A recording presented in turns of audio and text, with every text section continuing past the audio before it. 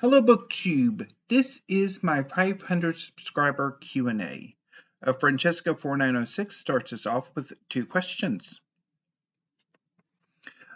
The first question, favorite books to read in fall, autumn.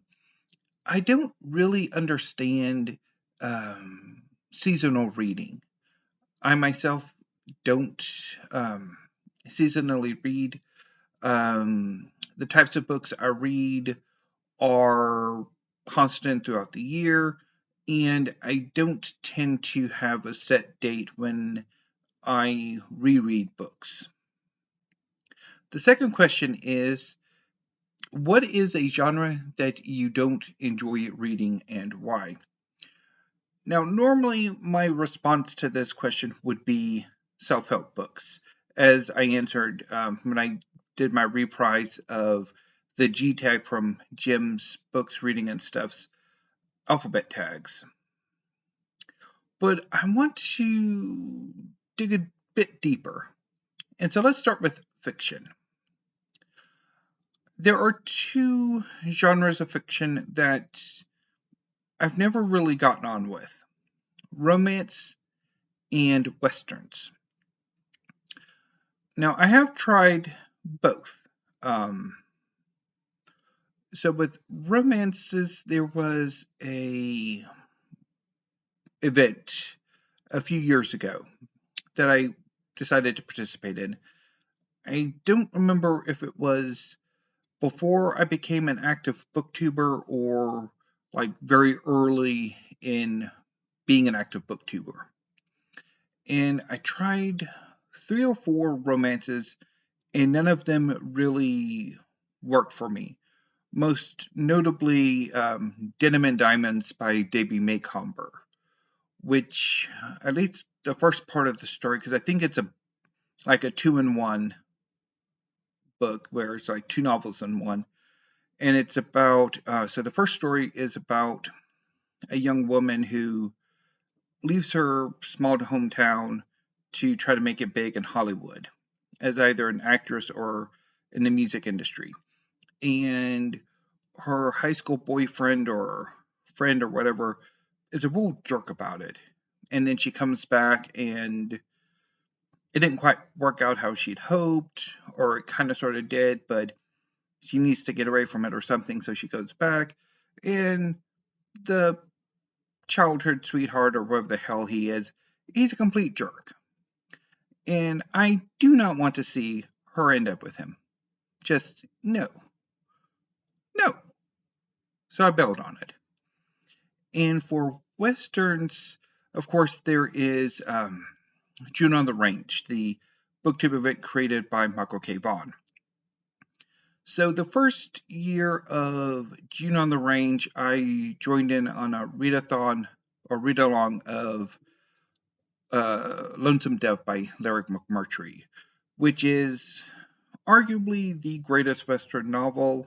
It's an epic story, significantly longer than most Westerns are, about two rangers in Texas who they were former Call and McCrae, who were former Texas Rangers, and they have a small outfit on the Rio Grande, at the border of Texas and Mexico, and they decide to go on a cattle drive and move their operation to Montana. So they're basically conversing pretty much the length of the country, because it's almost, I think, where they're going is near the Canadian border.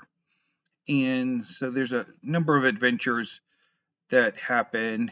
There's an Arkansas sheriff after one of Colin McRae's friends because he killed somebody in the sheriff's jurisdiction.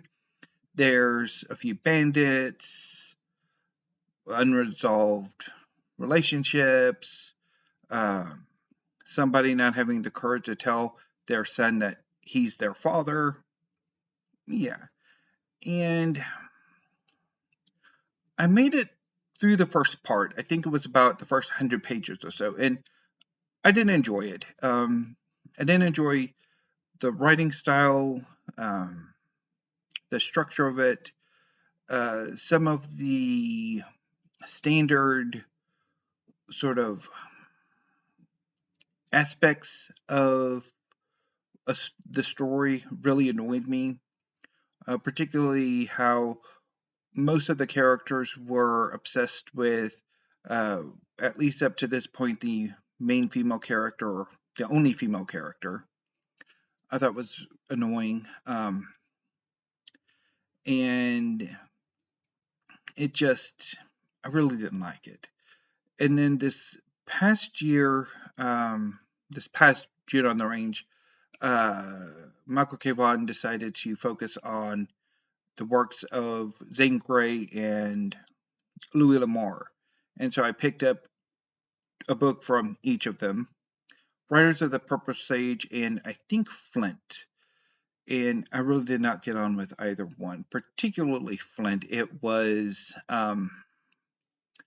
about a former gunslinger who uh, was adopted by a gunslinger, and then after the gunslinger died, he went west, or not west, east to sort of make a fortune, and then returned to his old stomping grounds to die.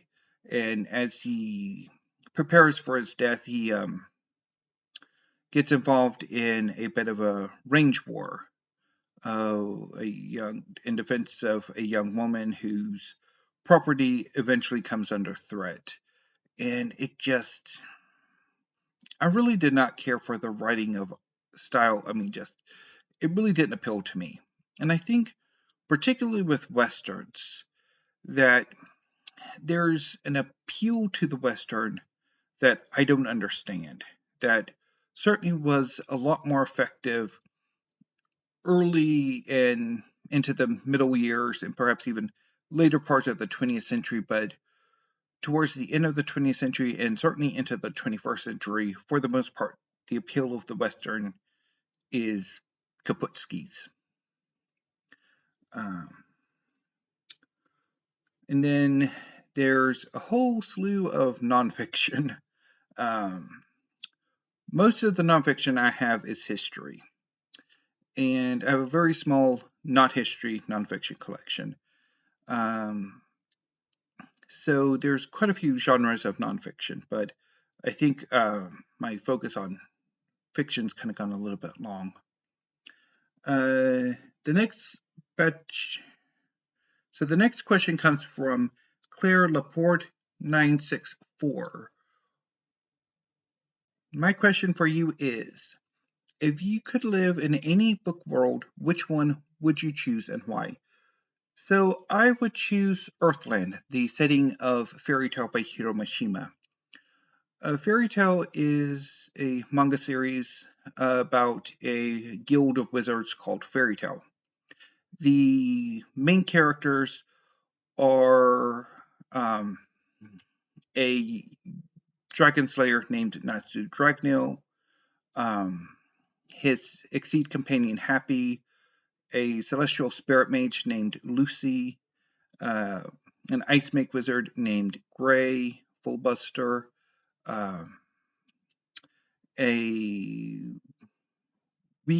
re-equipped specialist named Ursa Scarlet, and eventually a Sky Dragon Slayer named Wendy Marvel and her Exceed companion Carla.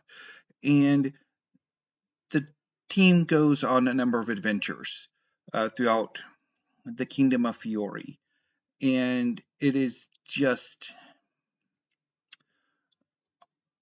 reading Fairy Tale, and particularly the scenes set at the guild, is just, you want to, it's like there's a sense of family, of friendship that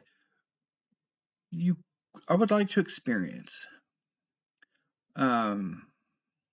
So it would be Earthland.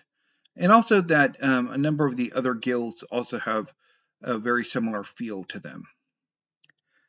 And finally, read by Fred. The question is, can you describe why you enjoy reading about ancient history?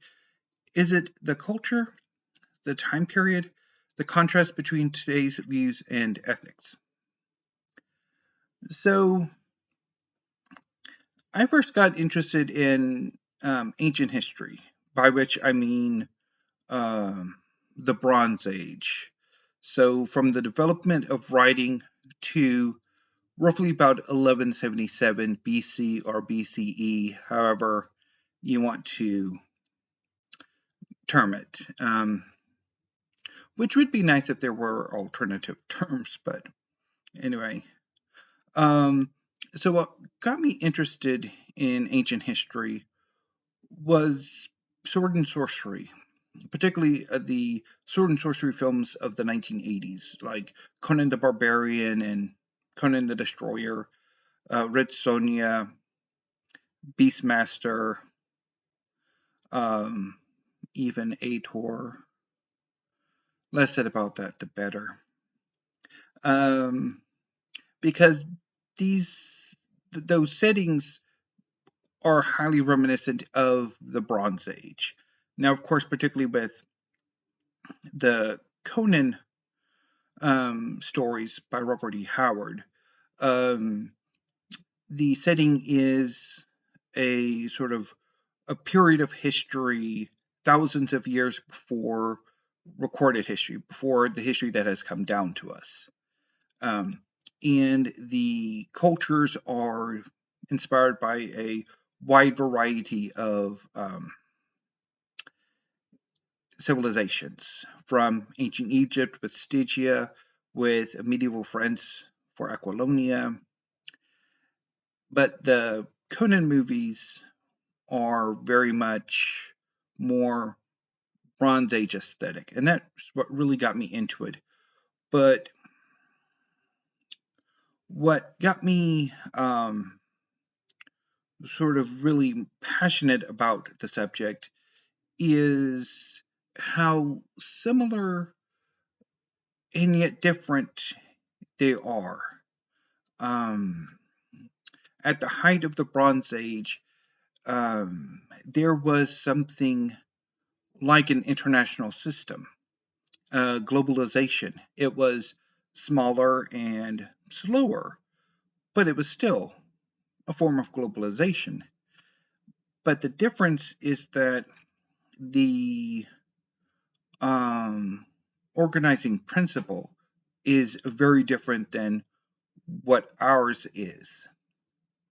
And so it's that contrast, that similarity and also difference that really appeals to me.